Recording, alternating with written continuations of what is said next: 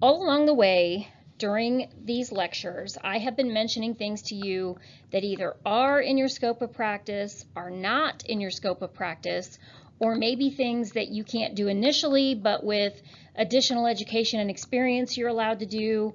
Well, this is where we kind of put it all together in one place. So if you're looking for guidance as to what is and is not in your scope of practice, this is where you look. If you have not already printed it out, I would highly recommend that you print the IV therapy rule. I have that as a link on your After tab under the IV therapy pages. This is our most updated IV therapy rule at the moment.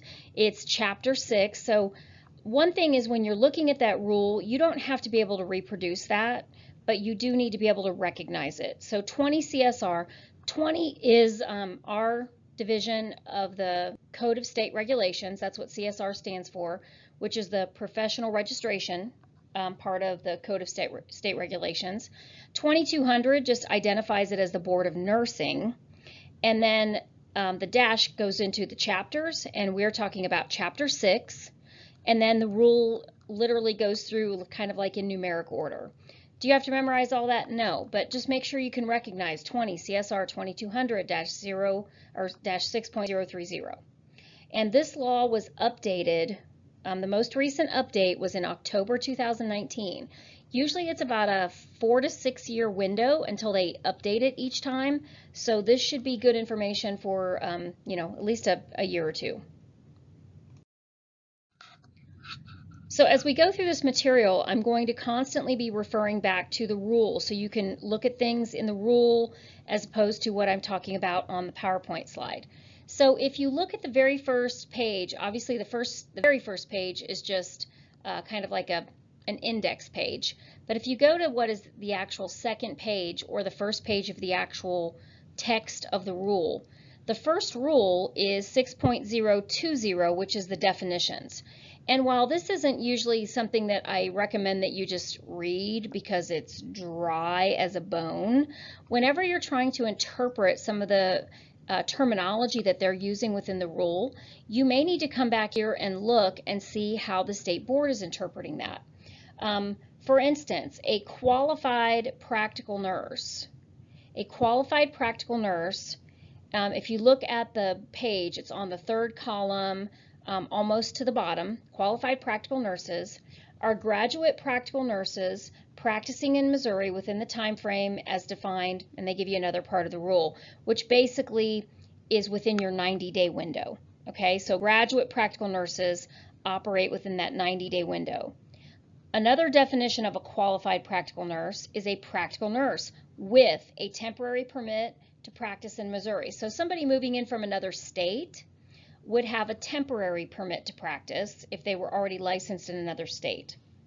And then practical nurses currently licensed to practice in Missouri unless specifically stated otherwise within the text of the rule. So qualified practical nurse covers a lot of ground. It covers experienced, licensed practical nurses, people moving in from other areas who are on a temporary permit, and recent grads who are within their 90-day window. So I oftentimes get asked, when am I allowed to do all this IV therapy once I graduate?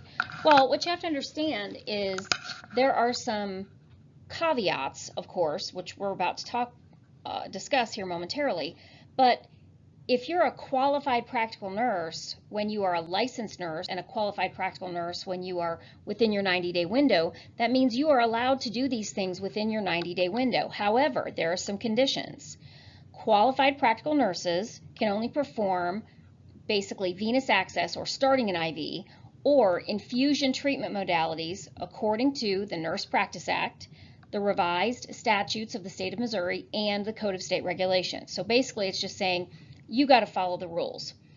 And if you look in real small font, I put the exact rule and paragraph number so that you could find that pretty easily if you were trying to figure out where the heck I got that information. So if you're following along on the rule, go to page 4, and pretty much on the left-hand column about midway down, you see qualified practical nurses shall only. So that's where that's coming from. Another condition is that qualified practical nurses can only perform these activities, IV therapy activities, under the direct supervision of an RN or a licensed prescriber. Now, does that mean they have to be standing in the same room with you like it was in nursing school when you had a nursing instructor? No.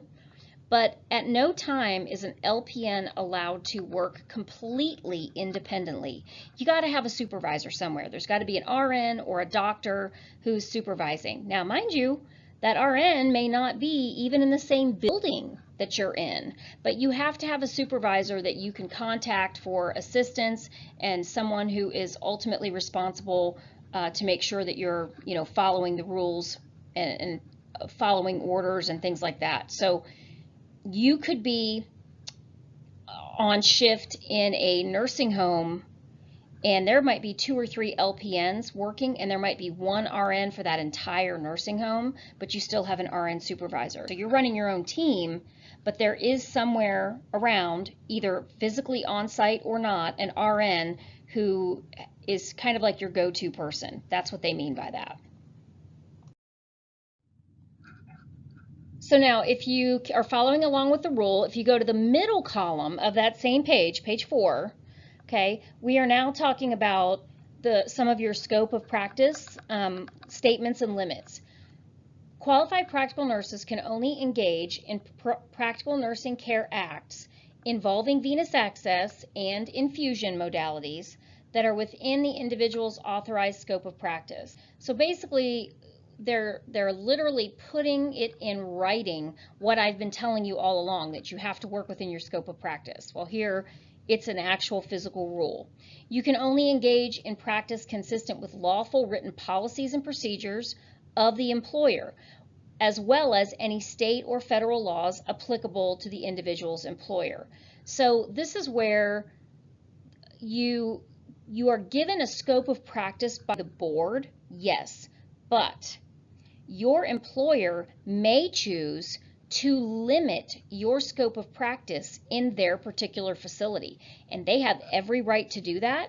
And you can't come back later and say, well, the board says I can do this, so I can do it. It's just my employer is being stupid. Right here, the board is telling you, we are going to support whatever your individual employer has as policy and procedures.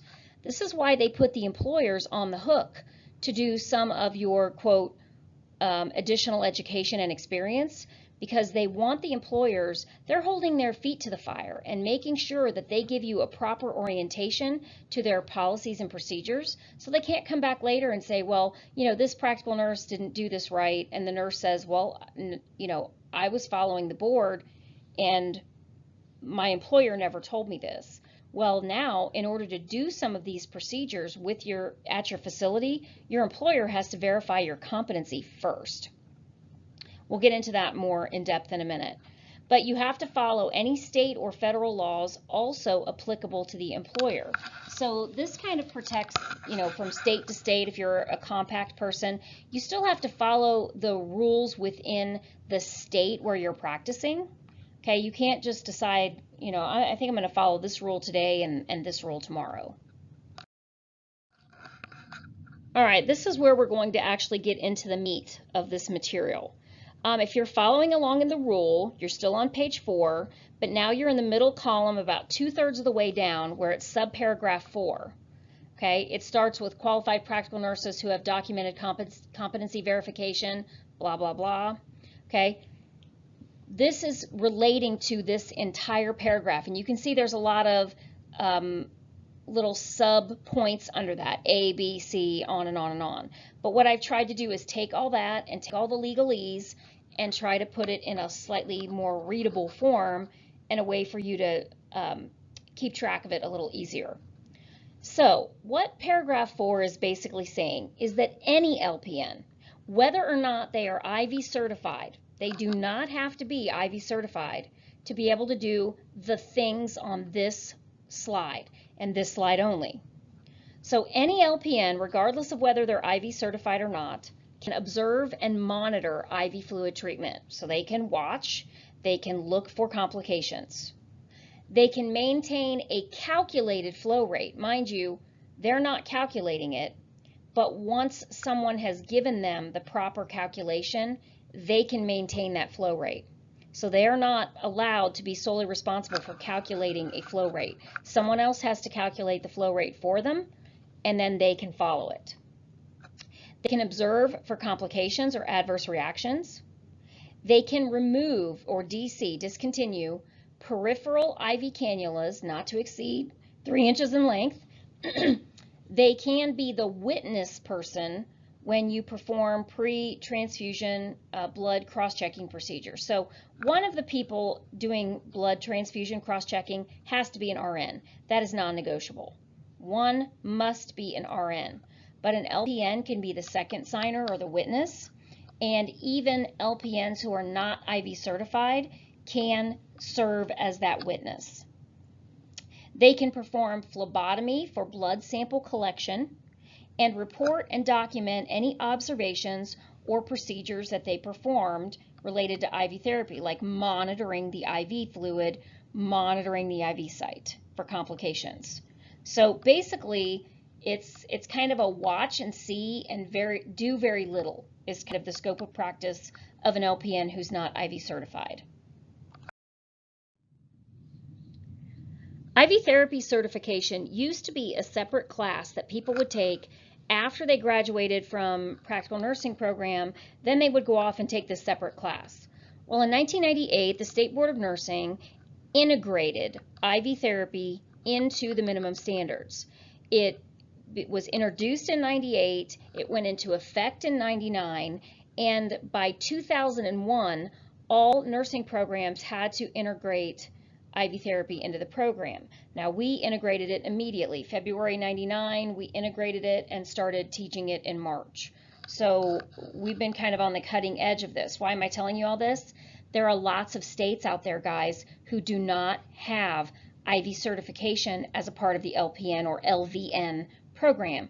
So the people who want to get IV certification, they have to go to a separate class. Yours is built in. So any LPN who graduated, say, after 2001 is going to have it in the state of Missouri. But if they come from another state, or if they graduated prior to that, they would have had to take a course. In fact, when you get your license and you look on Nurses at your license is going to identify you as an IV certified LPN. You didn't take any other classes because we've integrated it into the program. Okay, so IV certified LPNs, that's going to be you, can do the following. If you're following along in the rule, now we're on the right-hand column. About a third of the way down, you see subparagraph 5 where it says in addition to.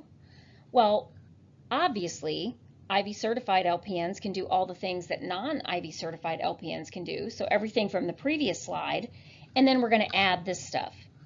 IV certified LPNs can calculate the rate of IV infusions, and I've been having you do that since like the 7th week of nursing school. You've been calculating drip rates and figuring out how to do that, and using it, even in clinical, if you got anybody on gravity, you had to use that information. You are allowed to calculate the rate no matter what it is, whether it's normal, just plain IV fluids like normal saline, whether it's TPN, PPN, blood, or blood products. You are still allowed to calculate the rate of any of those IV infusions. You're allowed to initiate peripheral venous access using devices that do not exceed 3 inches in length. And this excludes midline catheters. I don't care what size a midline catheter is, you can't use that, okay? But what I've been having you use and what you're getting used to are angiocaths or over-the-needle cannulas that have a needle with a cannula over it. The cannula itself does not exceed 3 inches in length, so you're good to go to use any of those sizes. You can administer parenteral IV fluid infusions, including TPN and PPN, through existing patent peripheral and central lines. Okay? Administer parenteral IV fluid infusions, doesn't matter what it is, through existing patent peripheral and central lines. So not only can you start it, you can administer it through lines that are already there. We just always have to check patency, right? You are allowed to change peripheral IV tubings and dressings. So that doesn't mean you can't change central line tubings and dressings. It just means it falls under a different part of the scope of practice. So you are allowed to change IV tubings. You are allowed to administer pre-mixed drugs and solutions through existing patent peripheral or central lines, either by continuous infusion, so you could hang a heparin drip as long as the heparin already comes up pre-mixed, or intermittent IV piggyback. So you could hang that piggyback of gentamicin or that piggyback of Pepcid through that intermittent mode as long as it's pre-mixed. It's totally within your scope of practice. And that's not all. There's more. And if you're following along with the rule, you're going to see that a lot of the stuff I'm talking about, it's going right in order. A, B, C, D. I'm just paraphrasing some of this for you. You can maintain the patency of both peripheral and central lines, saline, heparin locks, whatever you want to call them, and devices, and you are allowed to do that with saline or heparin. So if that PICC line, if they want that PICC line to be heparinized, if that doctor's choosing to do that, you can shove saline, flush saline through that PICC line, and then you are allowed to use heparin in that PICC line as well. It's not considered an IV push medication. It is considered a flush because it's maintaining patency. You can administer pre-calculated packaged systems containing a diluent and a drug. So in other words, this is telling you you can mix things as long as they're pre-calculated and pre-packaged. Okay, you can't just mix them yourself, but as long as they're connected in some way, you can mix the diluent and the drug as long as it's in kind of a closed system. And then you can administer that through patent, peripheral, or central lines. You can also administer continuous or intermittent fluids via electronic infusion pumps. So they're basically coming right out and saying, because there used to be a thing of, well, LPNs can't use IV pumps, which is totally stupid because IV pumps make things safer. But this comes right out and says, yes, you can. You can use any kind of electronic infusion pump, controller, and that includes assembling and programming the pump or controller. You don't have to have an RN come along and double check your work in those situations. Okay, so up to this point, everything that I've talked about so far, you can do without question when you are a qualified practical nurse. So when you graduate and you get to start practicing as a nurse, all the things I've previously mentioned are completely within your scope of practice. Now, we're getting into what would be subparagraph 6. If you're following the rule, we're on that same page, but now we're at the bottom of that right-hand column, and it's going to spill over into the next page. But it's subparagraph 6, and it says, in addition to the functions and duties set forth in paragraph 4 and 5. So remember, 4 was what any LPN can do. 5 is what IV certified LPNs can do. With additional education and experience as verified by your employer, LPNs can also do all of the next things I'm going to talk about. Why verified by your employer? Are they better teachers than me? No. But what they are they're going to teach you specific to that facility. So instead of having to talk about a couple of different pumps, they're only going to train you on the pumps that they have. They're going to train you based on their policies. So that's why it's important for the employer to take some responsibility. And this is the board's way of holding that employer's feet to the fire and making them document your competency in that area.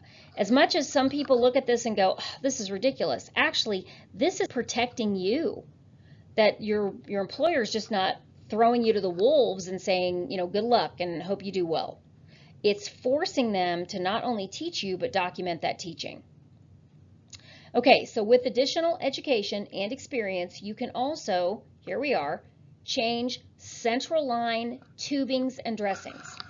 So you notice you could change peripheral without question, but you can change central tubings and dressings once you've been checked off by your employer.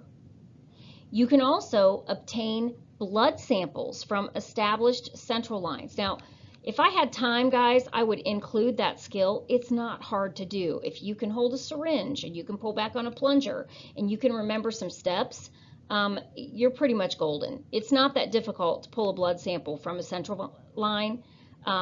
So your employer will teach you how they want you to do it, okay?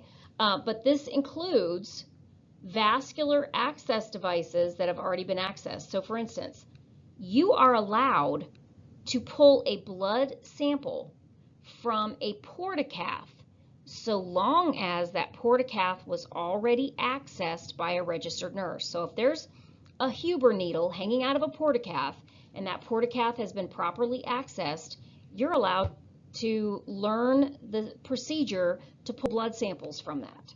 So again, you'll still have to learn it, but once you do, you're allowed to do it. You are also allowed to administer pre-mixed pain meds via PCA pumps, which includes assembling and programming the pump. You know, a lot of people used to think, well, LPNs can't do that because, I mean, technically that's giving like IV push morphine or IV push Demerol. Well, it technically kind of is, but since you're programming a pump and the pump is actually the one that's, you know, controlling the timing and the amount of the administration, you can do that and you can be a part of that. Now, I'll just tell you, standard of care everywhere is nobody programs a PCA pump by themselves. You can program it, but you always have to get somebody to double check. So if you're programming the pump, which you can do, you would always need an RN to check that. We always have somebody double check our work on that. It's too dangerous not to. It's like giving insulin. You don't give insulin without, you know, if you're, you know, mixing insulin and whatnot, you don't give insulin without a second nurse verifying what you're doing. You don't set up a PCA pump without a second nurse verifying all of your settings. So administer pre-mixed medications that will infuse over a minimum of 30 minutes, and you can do it by mechanical infusion devices, syringe pumps, disposable elastomeric devices. Basically, they're letting you know you can use whatever we have available to manage the flow rate on pre-mixed medications, but here is where they're lining you out and saying it's got to be over 30 minutes. Why are they doing that? Because when the IV rule first came out, a lot of facilities were allowing LPNs to get around the no IV push part of the rule, which we're about to discuss. And what they would do is literally let them take what would be a push and put it on the pump as a, quote, piggyback, and they would just run it a little slower. Or they would let the pump give it, and they would say, well, the pump actually gave it, I didn't give it. No, the nurse is giving the medication. The pump is controlling the rate of it, but the nurse is actually administering the medication. So it was kind of a, you know, it was a loophole that they'd left open. And of course, when they leave a loophole open, people tend to jump through them. So this is the board's way of trying to make sure that LPNs do not take something that was originally ordered as an IV push and try to turn it into a piggyback, because you can't stretch those out. You can't take 1 cc and stretch it out for 30 minutes, okay? We'll discuss that more as we go on. The big ticket item here is if you're going to give an IV piggyback, it needs to be ordered as an IV piggyback. You just can't make it one yourself. And the 30 minutes, I mean, it's not hard and fast. If you've got a device that you're loading a syringe in, and that device is going to put that med in 25 minutes, it's still okay for you to do that. You've got some wiggle room. And the reason for it is you have to understand the spirit in which they wrote the law. The law wasn't to be psychotic about 30 minutes. The law was to make sure nurses weren't doing something they weren't supposed to do, like take a push and try to turn it into a piggyback themselves. So as long as it's ordered as a piggyback and you're giving it as a piggyback, it should be around 30 minutes. If it goes in 5 minutes sooner, it's not a tragedy. You can't give it in 10 minutes, okay? But if it goes in 25, that's still within the scope of the law. Before we get into the last section of the rule where it talks about what you can't do, I need to take a short second and talk about something that I think is very important. As I mentioned, every couple of years the board comes out with a projected revision for the rule. They put it on the Missouri State Register, and you can read those proposals and you can comment on them. It's called notice and comment rulemaking.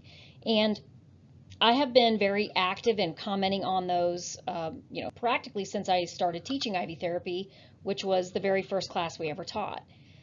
One of the things I always hear about people, and I know when I had you do that legislative assignment, some of you commented with, one person isn't going to make a difference. One person isn't going to be able to write your congressman or write your senator and make a difference and make them change the rule. And I'm calling you out on that because this is a situation where I wrote a letter to the board, and in that letter, this was way back in 2005, so we're talking, more than 15 years ago, they were looking at a rule change, and I didn't agree with something in the rule change.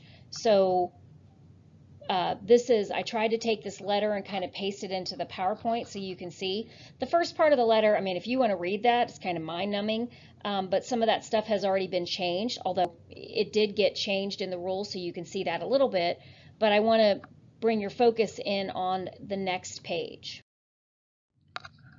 Now, I'll be the first to admit that this is where my penchant for law kind of came into play. And by the way, in 2005, I hadn't even started law school yet. This was just me, the average registered nurse being concerned about a change that they were making. One of the things that they wanted to do was basically, you can see here, if you look at the top, it says the second and final area of concern I have regarding the new proposed rule is in Section 7, Part A. These are the tasks that a qualified practical nurse are forbidden to perform. In Part A, the rule simply states administer anti-neoplastic drugs, meaning that all they had for A was Part 7 is things that you're not allowed to do, and it just said administer anti-neoplastic drugs. However, if you go back to the definition section and you read the definition of administer, administer is defined as and includes discontinuing a medication. So my point was, according to the rule as currently written, if an LPN entered a room with a patient who was receiving IV chemo and witnessed an adverse reaction, the LPN would not be permitted to stop the infusion, which could lead to a very unsafe situation. So I suggested that the Board of Nursing, and by the way, whenever you complain about something to the board, always give them a solution. Never just complain, give them an option, give them a way out so they don't have to come up with it on their own. So I said I would suggest the Board of Nursing consider revising Part A of Section 7 to read, administer anti-neoplastic drugs, commonly referred to as chemotherapy, via any intravenous infusion treatment modality. However, the qualified practical nurse may stop the flow of infusion if an adverse reaction or complication is observed, blah, blah, blah, blah, blah. So if you pull up your rule, if you have your handy dandy rule in front of you, and you go on page 5, right left-hand column about a third of the way down, it says for 7, graduate practical nurses cannot perform. Look under A. It reads, administer anti-neoplastic drugs, commonly referred to as chemotherapy, via any intravenous infusion treatment modality. However, the qualified practical nurse may stop the flow of infusion if an adverse reaction, blah, blah, blah, blah, blah, blah, blah, blah. So when you say one person cannot change the rule, guys, I changed that rule back in 2005 with my letter, and it has remained the same for the last 15 years. So yes, a single person can change a rule. When you see new proposed rules coming out that are supposed to shape your scope of practice, and you see something that is ridiculous or unsafe or could lead to a problem, you should feel duty-bound to say something. And you don't have to write a big snarky letter like, I wrote here. These days, you can just email. You can just send off an email and say, hey, I read this part and blah, blah, blah. Still follow my guideline of give them a suggestion, but, you don't even have to write a formal letter, pop it in the mail. You can just send an email and it still gets the job done. So please remember that we do have a responsibility to ourselves as practitioners and to our patients and their safety to always make sure that people who are legislating what we can and cannot do are making decisions based on good practice and good theory. And that responsibility falls on our shoulders as well. Okay, so soapbox, I'm jumping down off of that. But anyway, we're going to start talking about the things that you cannot do. So I've already directed you to subparagraph 7, and these are the tasks that an IV certified LPN shall not perform. So I think we beat the dead horse on this one, but you cannot administer antineoplastics, so any type of chemo. All you can do is stop an infusion if you see adverse reaction. You cannot begin the initial or sequential administration of any blood product or regular blood like red blood cells or whole blood or anything like that to include serum albumin. Okay, so you cannot begin the initial or sequential. So when they first hang the bag of blood, you can't do that. You can't spike the bag. You can do everything else. Now, are they doing that because they think you're too stupid to spike the bag? No. They're doing it because they're forcing the RN's hand to be at the bedside. If you're not allowed to spike the bag, the RN has to be at the bedside to spike the bag. So it's forcing the RN to be there. Once that bag is spiked, friends, the baton can be passed, and you are the person monitoring, adjusting flow rates, watching for adverse reactions, blah, blah, blah. But you just can't spike the bag. When that bag's done, it's time to hang the second unit. That RN's got to come back in there and do the checks with you again and spike the bag. Okay. You cannot access an implanted vascular access device. In other words, a portacath. You cannot mix medications or add medications to an existing solution of any kind using a syringe and a needle. Okay? So you can't do what you did in injections into a syringe, which injections, you're allowed to give an IM injection that you have personally mixed, but you cannot add something that you have mixed with a syringe and needle into an IV bag. You can only use the closed, pre-calculated systems. This also includes, remember that Volutrol I told you about? If you haven't watched the video of me showing you what that Volutrol is, do that and you'll understand. But you also cannot add drugs to a volume control chamber on the peds, for peds. So you'll see that volume control chamber. I talk about that. You cannot administer drugs via manual IV push or bolus except when life-threatening circumstances may necessitate. Now, life-threatening does not just mean emergency. So if I go back in this rule and I come back to the definitions, okay? Definitions, go back to page 2, the definitions page. Top of page 2, right-hand column, number 17 says life-threatening circumstances. This is how they define it. Refers to a physiologic crisis situation wherein prescribed drug administration via manual IV push or bolus is immediately essential to preserve respiration and or heartbeat. Not that it's kind of an emergency situation, not that the patient might have some untoward effects if it's not done. It can only be done by an LPN if it is immediately essential to preserve respiration and or heartbeat. So very seldom would it ever be appropriate for an LPN to give any kind of manual IV push or IV bolus. And guys, in fact, just don't do it. I mean, avoid it like the plague. You're going to be held to the same standard as an LPN who does it all the time. You don't get cut a break because this is not normally in your scope of practice.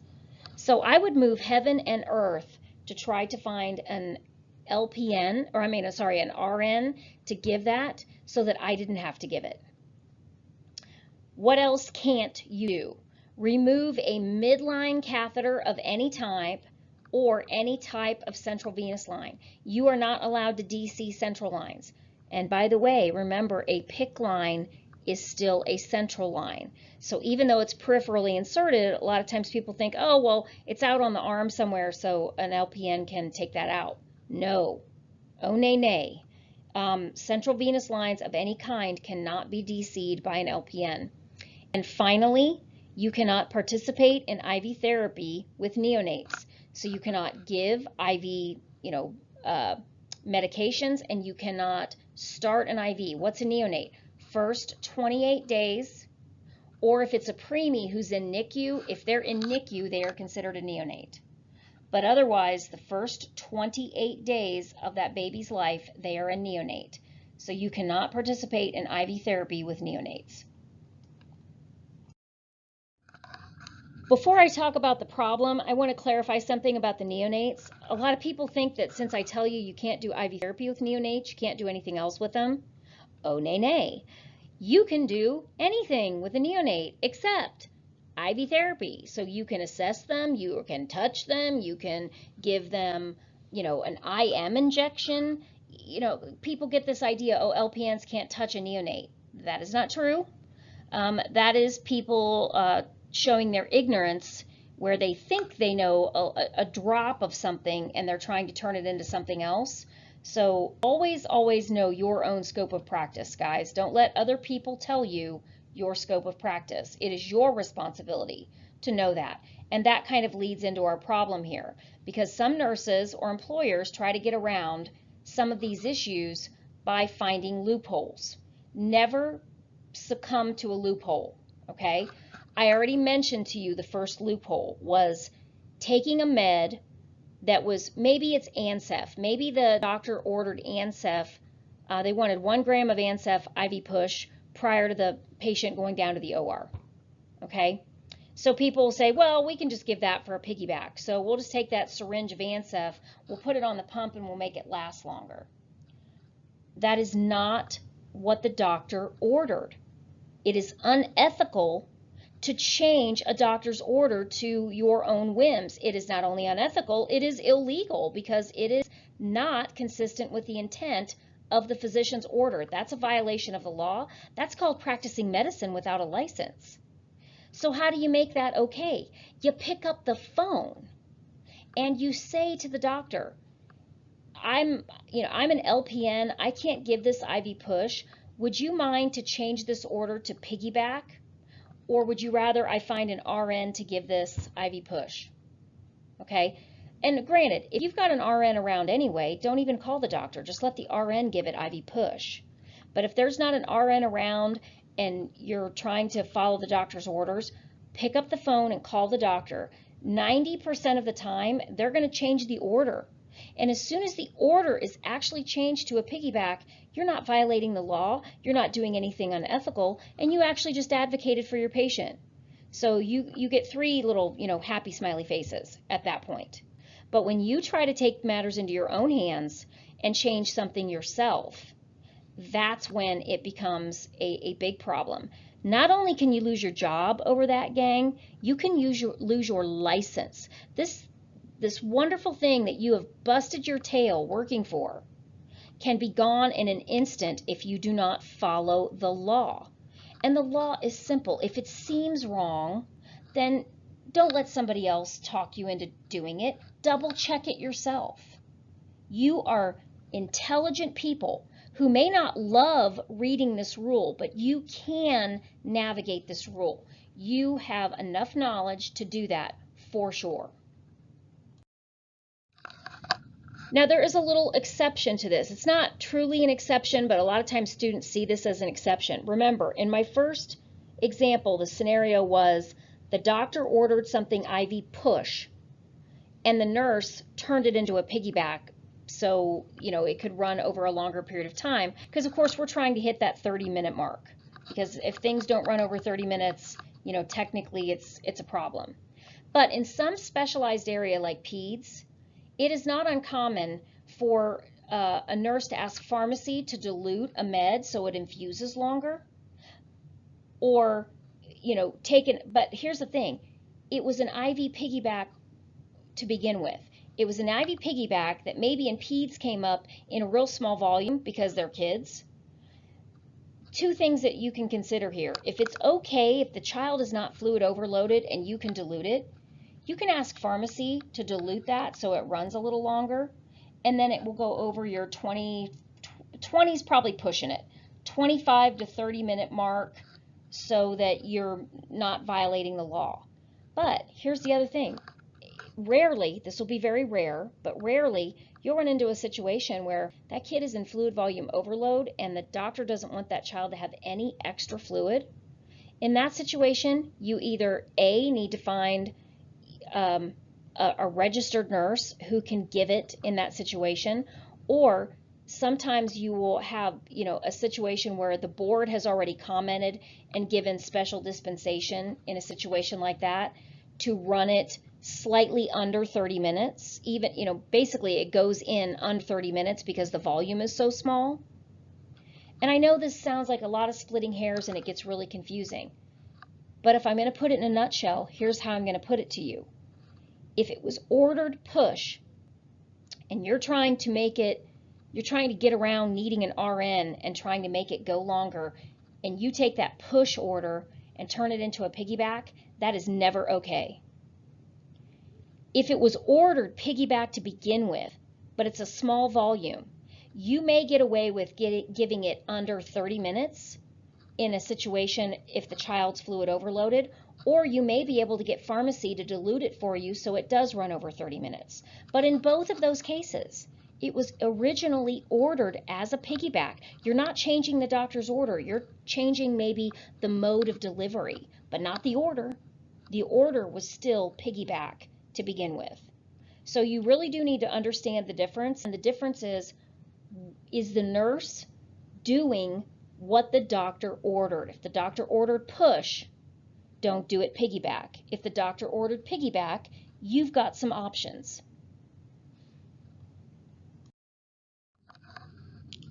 Now remember, I told you that these changes and updates they happen all the time. They happen every 4 to 6 years, and believe me, that time goes by in a blink before you even think about it. But even when changes happen, not everybody keeps up with the changes. Now, if you're an LPN and they're making changes to your scope of practice, it is your responsibility to keep updated on changes. But here's the thing. The State Board of Nursing sends out a newsletter. Now, in the past and through the end of 2020, it was going to be done by, literally, it looks like a newspaper that comes. But starting in 2021, the plan is that the board is going to do this newsletter electronically. No matter how it comes to you, whether it's paper or electronic, they are really good at giving you a heads up when you have scope of practice changes, but you actually have to read the paper to find it out. You can't just, put it up against your forehead and hope the information will osmose into your brain. You've got to peruse, like the first 3 or 4 pages, anything from the director, the head of the board, or the education director, that should definitely be things that you're reading through to see what's coming, because they're giving you a heads up about changes that are coming down the line. So 2 issues come around from this. Changes happen periodically once you're out in practice. If you continue to be an LPN, you will have to keep up with those changes. And you'll have to make sure you understand RNs don't inherently know what LPNs can do. In fact, I would tell you that most RNs have no idea what an LPN can do unless they were an LPN first. That's why it's important for you to know your scope of practice. Once changes take place, people who have not kept up with the changes out of ignorance, it's not that they're being malicious. They just don't know, and they think they know. A lot of people think they know how something's supposed to go, or, that was the way it was done in the past, or we've always done it this way. Well, too bad, rules change. But they might, out of ignorance, encourage you to do something that is now not in your scope of practice. You will not be protected. You can't say, well, the RN or the doctor told me to do that. You are expected to know your scope of practice, so you need to know what you can and cannot do. And you will be the one, your license is the one that will be held accountable for you knowing what you're supposed to do and not do. And you can always access these rules, guys, they're not kept in a secret location. You don't need a secret decoder ring either. You need to click on a couple of spots on the State Board website and you'll be right in there and able to read it. Okay, so I do want to spend a moment talking about IV course requirements. In other words, why have I been torturing you the way I've been torturing you, through fluid and electrolytes and all this IV therapy information? Well, it's because the State Board of Nursing has actually outlined the requirements necessary to be, quote, IV certified, okay? It begins with curriculum, and then they talk about, different lab skills and whatnot, and I'm going to take you through that. If you have your rule, go to page 5, middle column, about 3/4 of the way down, you'll see subparagraph 3, and it says curriculum. If you kind of follow through there, you'll be able to follow through my PowerPoint and follow through the rule together. So the curriculum requires a review of the Nurse Practice Act, or the IV rule, and policies of the clinical agency. Are we not reviewing the Nurse Practice Act right this second? And have I not been talking about certain agencies or certain facilities allow you to do this, and they, others will restrict your practice, blah, blah, blah. The structure of the circulatory system. Now you're thinking, we might not have talked about that yet. If you haven't done your homework yet, then you're probably wondering where we're getting this. If you've done your homework, the homework PowerPoint, then you already know where that's coming from. The relationship between IV fluid treatment and the body's homeostatic and regulatory function, wait for it, with special attention to fluid and electrolyte imbalance and cellular physiology. Did we not discuss that ad nauseum throughout fluid and electrolytes? If you're following along in the rule, we're now on the right-hand column, still on page 5, starting with number 5. Principles of infection control. Well, I don't need to reteach you infection control. We started it with infection control in your second week of nursing school. You took a standard precautions exam. You had to pass it with a 90%. So you can still apply that information. Remember, IV therapy is comprehensive. Proper identification of equipment used in IV therapy, why we use it, and the ability to troubleshoot that equipment. Now, labs are going to help us with the troubleshooting, but the proper identification, haven't I told you, like, some things have multiple names? Like, for instance, an IV piggyback is also called a secondary, or a heparin lock is an infusion lock, is a saline lock, is a locked cannula. That's why I keep this like this mantra, so you learn that there are different names for the same device. Principles and practices throughout the lifespan. Even though we haven't really had peds yet, I did do a section on peds, and we haven't talked a ton about gerontology yet, but if you've done your homework, you've had some critical thinking questions that are relating to your gerons. Nursing management of IV procedures that are commonly used. So basically, how we go about the nuts and bolts of hanging an IV, hanging a secondary, and then watching for complications, watching for issues. Lab is going to help us with that. Clinical is going to help us with that even more. The actual procedure for safely initiating an IV. Well, I've done a video. We've done some other talking in other videos. You're going to do it in your second IV therapy lab when you practice, and then you're going to do it on sick day. Any opportunity that we have during clinical, you're going to do it again. Guys, I will say this though. You're not going to be an expert at sticking people by the time you're done with this. You're going to be safe. Expert is going to come when you're out in practice and you can start about 20 IVs in 1 week. That's what's going to get you really good at it. But you got to know your safety stuff in order to be able to start 20 IVs in a week. And that'll happen. Usually when you get out wherever you're working, they're going to want you to have more IV practice. So they'll send you to same-day surgery or somewhere where they know they're going to start a bunch of IVs. And you're just going to be the little IV starter for about a week. And then, you'll feel pretty good about it at that point in time. And your skills will continue to develop as you go along. But you will not be an expert. And I can't guarantee that any of you will get to start an IV in clinical. I can't guarantee it because now IVs are good for as long as they're good for. You know, it was a little easier back in the day when everybody got a new IV every 3 days. That doesn't happen anymore. But you will be safe and you will know how to start an IV safely. Just when you think this curriculum is done, oh nay nay, we keep going. Still more, maintaining IV access devices and equipment, maintaining by flushing them, making sure the dressing is good, maintaining patency, and maintaining sterility. Monitoring for complications, both local and systemic. Pretty sure we had 2 separate sections of the PowerPoint on those topics. Adjusting flow rates based on clinical judgment. Again, if you haven't done the homework yet, that's going to come more into play during the homework and when we go over the homework.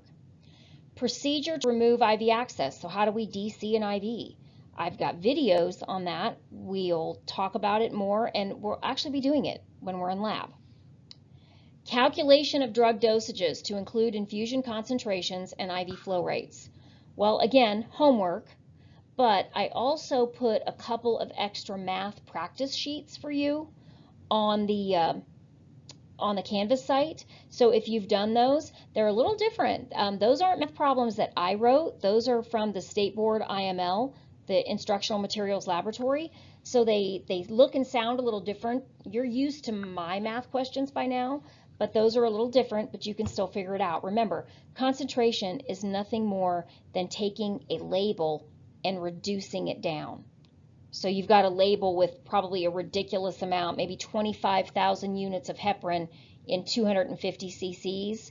You're just taking that concentration and reducing that label. So that means you've got 100 units per 1 cc.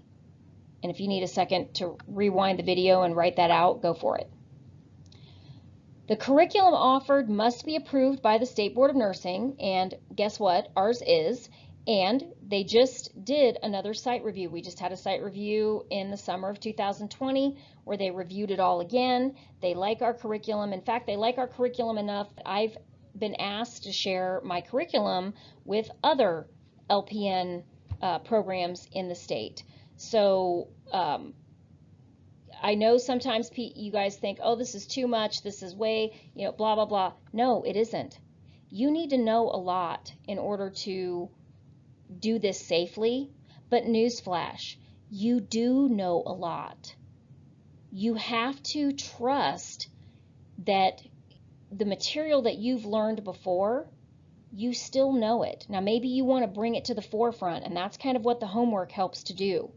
But guys, the only way you don't know this material is if you're cramming for an exam the night before and immediately mind dumping it right after. And you can't do that because you wouldn't have made it this far in nursing school if you had. So you know a lot of this information already. I'm just making you call it back up so it's coming, you know, back to the surface.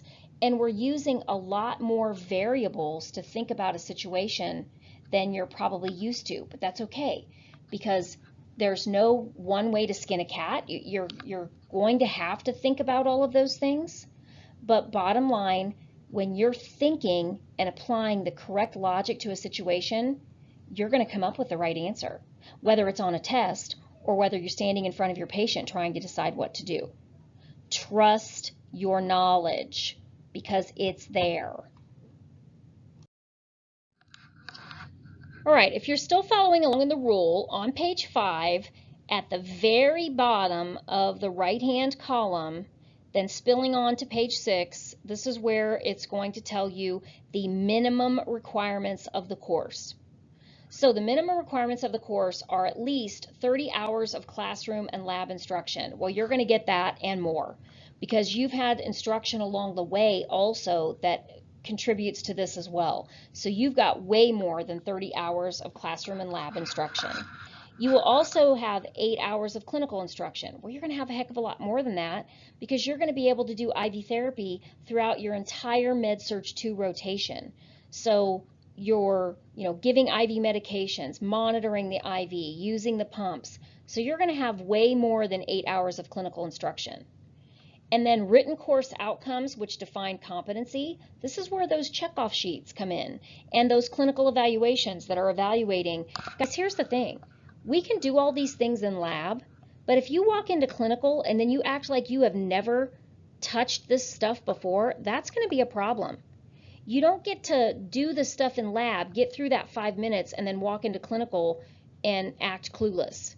You have to take the stuff that you've done in lab and take it into clinical with you and translate it into that situation that you have with your patients. So checkoff sheets focus on lab, but clinical evaluations focus on your ability to take those skills into the clinical setting as well as the theory behind them and apply them to your patient situation.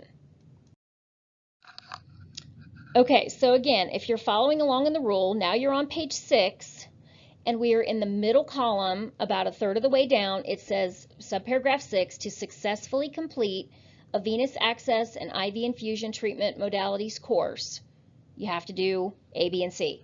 Well, the first part is a written final examination of no fewer than 50 multiple choice items, okay? And understand that the board does not require the possibility of a second attempt. You have to pass with an 80%, and the board doesn't require a second attempt. But what has been the policy ever since day one in this program? Anytime there is a pass-fail exam, and I don't care what it is, if it's pass-fail exam, you always get a second attempt to achieve the required passing standard. You also have to demonstrate clinical competency. Clinical competency begins in the lab, showing that you're safe and can actually move into clinical, and then the clinical competency shows that you can take those skills and use them and apply them to your patients. So that's where the clinical eval is going to come into place. And here is the kind of like the big ticket item.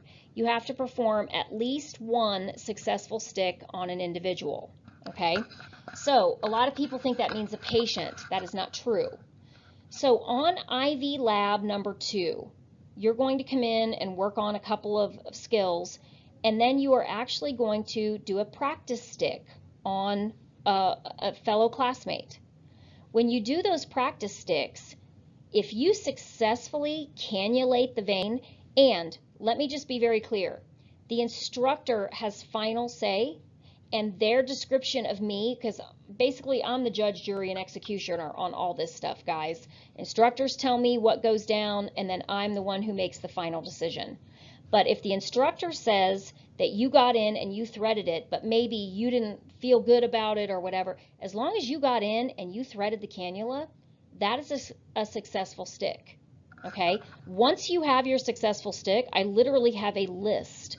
And once you have your successful stick, I sign beside your name.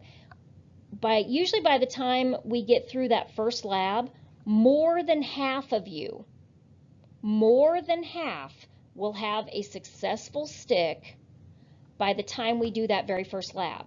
Because what you're going to understand is sticking is not that difficult. Depends on your partner's vein options, but sticking is not that difficult. The hard part is actually threading the cannula. And even if you successfully thread the cannula and then something goes wrong while you're threading it, it can still be a successful stick if you got most of the cannula in the patient. Again, my nursing instructors know what is successful and what isn't, but we will have it documented. So you will either get it during IV lab number 2, or, hey, there's a lab called Stick Day, and that's another opportunity for you to stick. If you've already got your successful stick, it kind of takes the pressure off, but it's just, you know, basically, you don't have to get a successful stick that day to pass that lab. All you have to do is be safe to pass that lab. But if you don't get your successful stick on that day, then we may have another opportunity in lab at school, and if not, we will find you a patient in the clinical setting, and we will try to work on it that direction. Before the 8 weeks is out, we have to get you that successful stick in order for you to pass IV therapy. So just relax, have patience. You don't have to get it the very first time. And please just trust us. We do know what we're doing. We will get you opportunities to get that successful stick. So just take a deep breath and you worry about being safe. And because if you're safe, you're already doing probably the right things to get a successful stick.